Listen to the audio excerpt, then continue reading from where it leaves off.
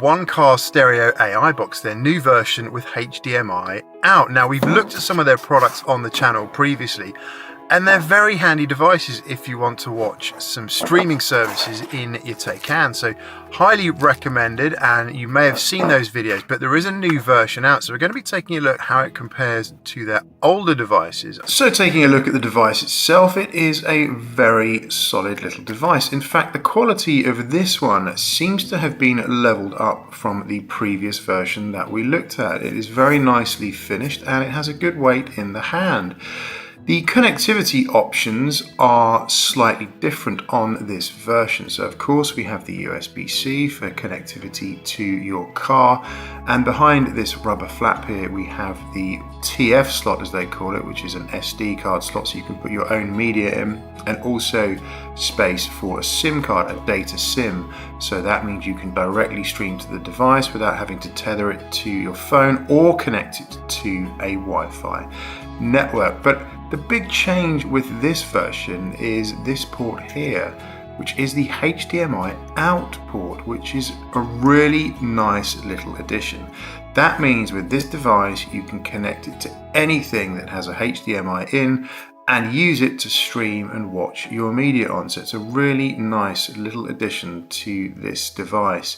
The previous one was really good, and this is going to take it to the next level. Now, I have their previous device here. We've looked at this one on the channel before, and just further to the comments that I raised earlier when I said that the quality of the newer one seems to be better just in terms of the build.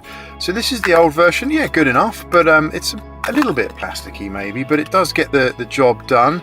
Good there. And of course this is the new version, smaller, and it's just a much nicer finish. I think they've just considered the overall design a little bit better, and it just feels like a higher quality product.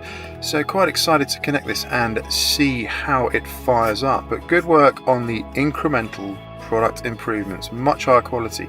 In terms of connectivity with this device, it is USB-C to USB-C. The Taycan has only USB-C ports for input under this little console here. Of course, if you have USB-A ports in your car, that classic one, just simply use a USB-C to USB-A cable, which of course this device comes with. And we simply connect it to those USB-C inputs down there. We've got the unit connected there, and not only do you get some status lights to let you know that the device is powered on, you also get these funky LEDs around the rim of the device there, which is pretty good, lets you know that it is of course running okay. Back to the menu here, and at this moment, so if we click Apple CarPlay, we see new device detected. So start Apple CarPlay. Yes, this should take us into Apple CarPlay.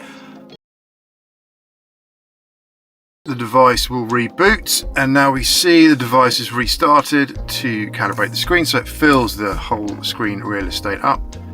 And there we are connected. Now the first thing we're going to have to do is get this on to a Wi-Fi network, so that should be a pretty straightforward process. Let's take a look at the home screen and the navigation of the system, and I have to say I am thoroughly impressed with this aspect of the system. It is very, very responsive, even more so than Porsche's own PCM system, which is notoriously slow and laggy. Of course, whenever we make contact with the screen, we get our little bubble there. So if I click that and then click that, we should be able to make this full screen here, and then just take a look at how snappy and quick that is. It is really, really impressive. So they've done a fantastic job here, and that Qualcomm processor really doing its thing here.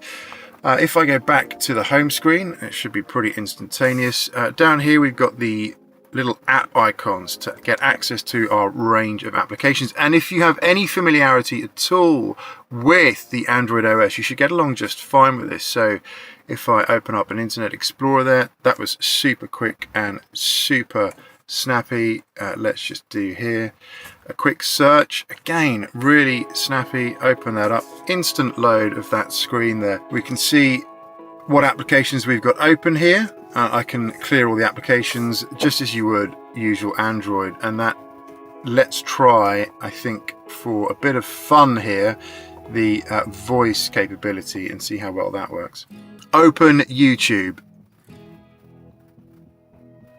Opening web page. Well, that worked brilliantly. So really good job on that. Let's see if we can fire up a quick video.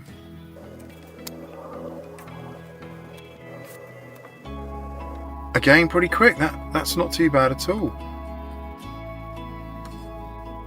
Hey guys, hope you're doing well. If you've been sat on the fence for some time, And that's it, full screen, and that is running really well. So we've got this stream on the go here, a YouTube video, and it is having absolutely no issues at all playing that back. You could quite happily watch that streaming perfectly, no buffering, no jitter. Now, of course, you need to have a stable wireless connection of sorts. And how does this connect? Well, it will connect to any Wi-Fi system it can see, be that a traditional WLAN network, or also mobile phone presenting a hotspot for tethered capability. But of course, that is then dependent on your signal that you have. So as long as you have solid, stable connection to the internet, you'll have no issues streaming content at absolutely perfect resolution on this system. And it is just so snappy and quick. I'm just very impressed with how easy it is to navigate around and how snappy. We've of course got a little button there. We can go straight back to the home screen. That's instantaneous.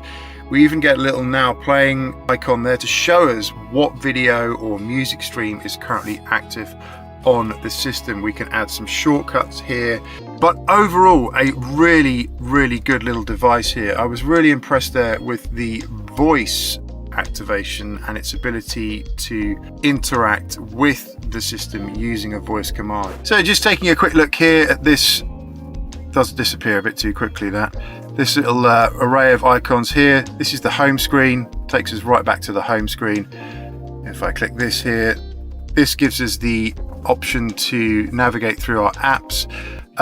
If we tap another app here, we can use the split screen capability. So that is a pretty impressive little feature.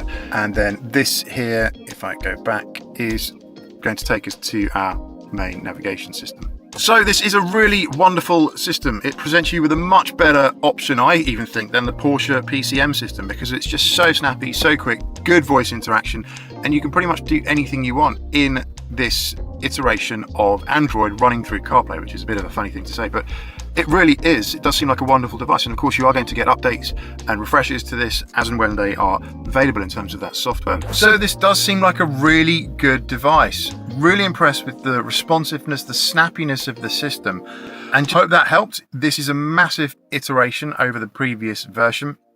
So these guys are really doing their homework and really upping the game with each new product they bring to the market. And I think it represents pretty good value.